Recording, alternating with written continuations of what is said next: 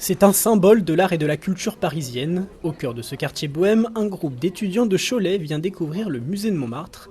Avec ses salles thématiques, ce musée retrace l'épopée artistique de Montmartre du 19e siècle à nos jours.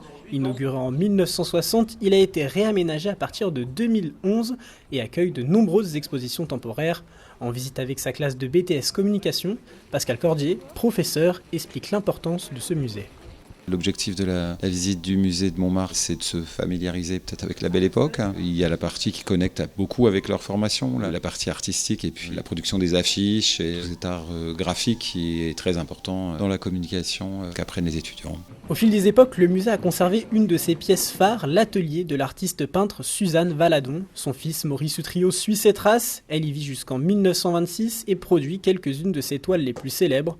Une conservation possible grâce à l'association du Vieux-Montmartre. Jusqu'à aujourd'hui, il y a eu une accumulation d'œuvres d'art et de documentation qui tournent tout autour de l'histoire de Montmartre sur des personnalités montmartroises, essentiellement des peintres qui ont habité par exemple au bateau Lavoir. Le musée de Montmartre, c'est aussi un jardin secret offrant une vue sur les toits de Paris. Il abrite plus de 1700 pieds de vignes. Chaque année, c'est plus de 450 000 personnes qui participent aux vendanges. L'argent récolté par ces bouteilles est ensuite reversé à des œuvres sociales.